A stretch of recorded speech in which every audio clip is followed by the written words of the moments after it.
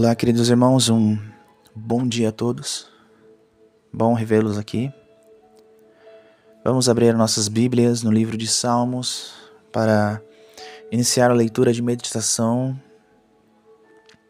Salmo de número 2, dos versos 1 ao 12. Diz assim: Porque se amontinam os gentios e os povos imaginam coisas vãs? Os reis da terra se levantam e os governos consultam juntamente contra o Senhor e contra o seu ungido, dizendo: rompamos as suas ataduras e sacudamos de nós as suas cordas. Aquele que habita no céu se rirá. O Senhor zombará deles. Então lhes falará na sua ira, e no seu furor os turbará. Eu, porém, ungi o meu rei sobre o meu monte santo de Sião. Proclamarei o decreto. O Senhor me disse: Tu és meu filho, hoje te gerei. Pede-me e eu te darei os gentios por herança e os fins da terra por tua possessão. Tu os esmigalharás com uma vara de ferro, tu os despedaçarás como a um vaso de oleiro. Agora, pois, ó reis, sede prudentes, deixai-vos instruir, juízes da terra. Servi ao Senhor com temor e alegrai-vos com tremor. Beijai o filho, para que não se ire e pereçais no caminho, quando em breve se acender a sua ira. Bem-aventurados todos aqueles que nele confiam.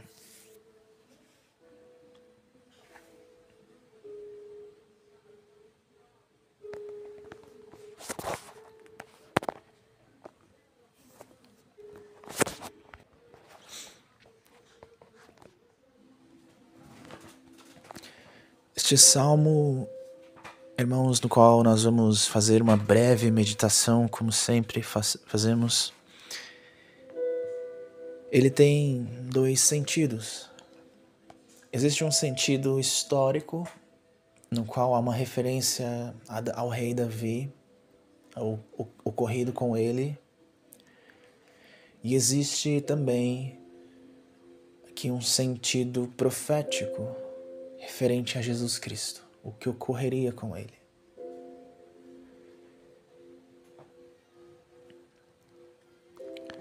Alguns salmos são considerados salmos messiânicos, salmos proféticos, que revelam o que iria acontecer com o nosso Senhor, e este é um deles. E nós iremos nós iremos meditar mais no sentido profético e não no sentido histórico. Não será feita uma exegese profunda nesse texto, apenas uma rápida explicação para que possamos meditar e orar. E o rei Davi, ele inicia-se nos mostrando que existe uma clara guerra, uma guerra muito clara entre dois reinos, a rebelião do inferno contra o céu, da terra contra o céu, dos homens se rebelando contra Deus. Ele diz: porque se amontinam os gentios e os povos imaginam coisas vãs? Vamos entender rapidamente. Quando ele diz amontinam, é no sentido de se juntar para tramar algo. A palavra gentios e povos aqui tem o sentido de nações. E imaginam aqui significa tramar algo ruim. Ou seja, o salmista ele está dizendo por que as nações elas se juntam para tramar coisas ruins. E ele diz que imaginam coisas vãs. Ou seja, vãs significa tolas, inúteis. Os reis da terra se levantam, no verso 2 ele diz, os reis da terra se levantam e os governos consultam juntamente contra o Senhor e contra o seu ungido, dizendo. Ou seja, aqui ele diz, se levantam, no sentido de preparar-se para a guerra. Os reinos, as nações se juntam, tramam coisas, e são coisas vãs, tolas, porque é tolice querer guerrear contra Deus. E ele segue dizendo, rompamos as suas ataduras e sacudamos de nós as suas cordas. Aquele que habita nos céus se rirá, o Senhor zombará deles. Entende o que Deus faz quando vê povos se rebelando contra ele? E quanta oposição não tem ocorrido contra o reino de Cristo. Não é? Nós vemos na própria crucificação do nosso Senhor isso. A tentativa do homem de impedir, a tentativa do homem que é influenciado por Satanás de tentar impedir o reino, o avanço de Cristo, mas isso é impossível. Deus ri, zomba de todo aquele que tenta impedir o crescimento, que tenta impedir o seu reino, que tenta lutar contra ele, pois todo aquele que luta contra a igreja luta contra o avanço do reino e automaticamente luta contra o Rei dos Reis.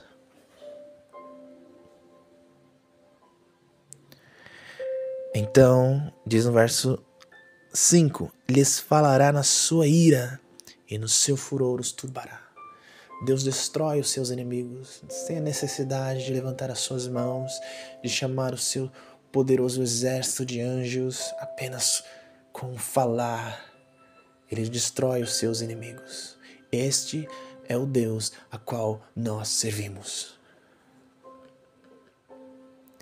E verso 6 diz, eu porém ungi o meu rei sobre o meu santo monte Sião.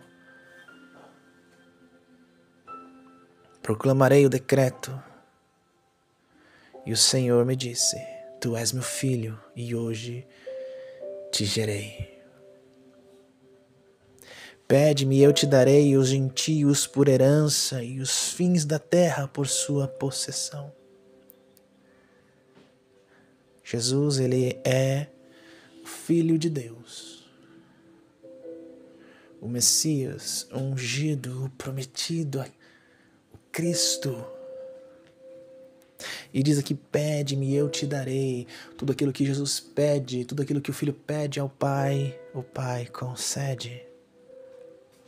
E diz, tu os esmigalharás com uma vara de ferro e os despedaçarás como a um vaso de oleiro. Esse é o poder. Ele irá destruir os inimigos. Cristo irá destruir todo aquele que se opõe ao seu reino. E diz aqui como a um vaso de oleiro. Que reverência é essa? O oleiro, ele tem todo o poder de fazer o que quer com o vaso. De quebrar e remodelar, de destruir e jogar fora. Porque o oleiro é o dono. Ele tem esse poder. Assim como Cristo tem esse poder.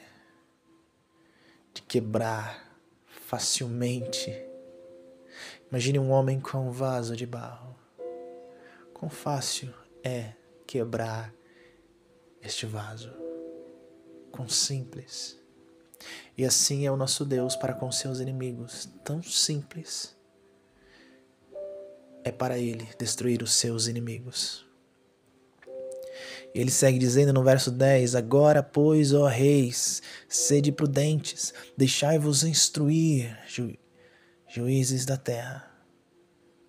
Aqui ele está dando um aviso aos líderes, aos que mandam, ele está dizendo, sejam prudentes. Ele diz no verso 11, servi ao Senhor com temor e alegrai-vos com tremor. A prudência qual ele está ensinando é o temor. Provérbios 1 diz que o temor do Senhor é o princípio de todo conhecimento. Todo aquele que deseja ser sábio, todo aquele que deseja agir com sabedoria, deve ter temor. Esse temor tem o significado de medo, sim. Você deve ter medo desse Deus. Porque Ele é todo poderoso, Ele pode fazer o que Ele quiser com os vasos em suas mãos, Ele pode destruir facilmente.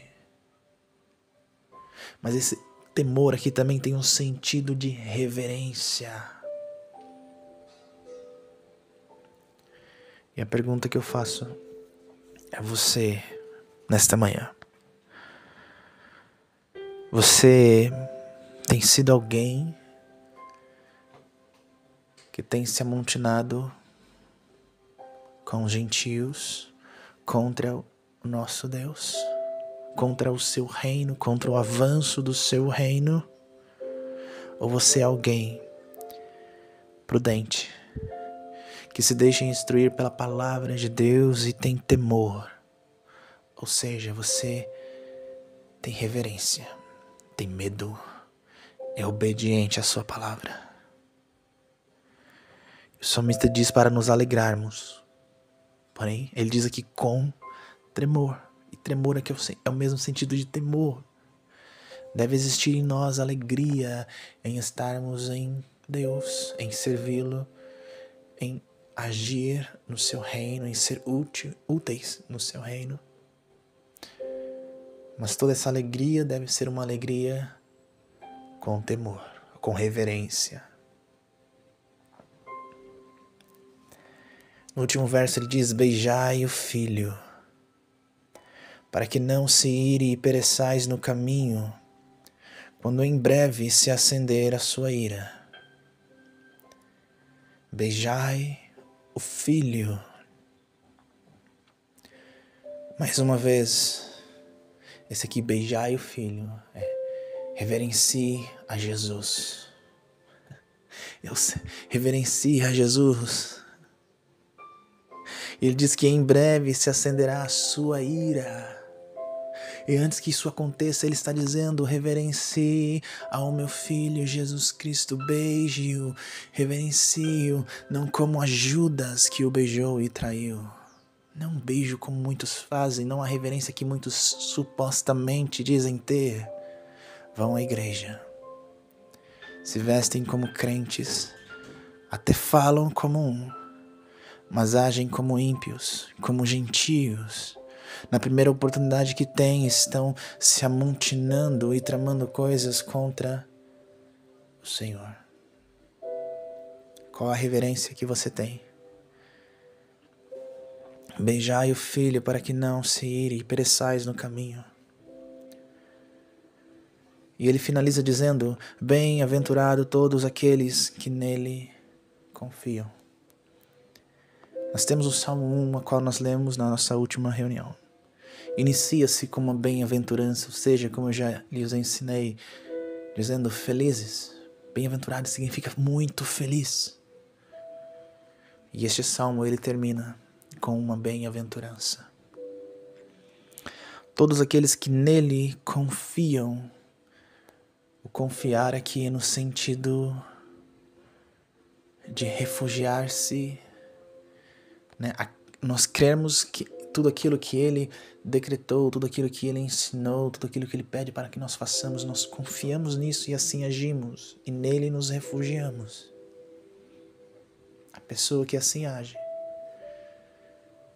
a pessoa que reverencia o filho beijando-o, que tem temor, este é bem-aventurado, é muito feliz. Não há por que temer a ira de Deus quando estamos nele.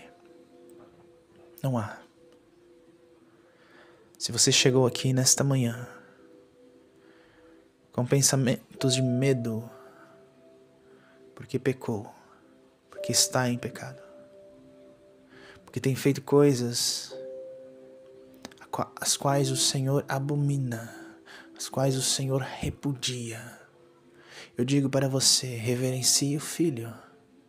Ame a Jesus. Se você pertence a uma chamada igreja, das quais são cultos, das quais são, seitas, das quais não tenha a devida reverência ao nosso Senhor Jesus. Mas hoje o Espírito Santo tem tocado o seu coração, mostrando quem é o Filho e que somente a fé em Jesus Cristo salva, e você tem sentido isso em seu coração. Arrependa-se e beije o Filho. Vamos orar.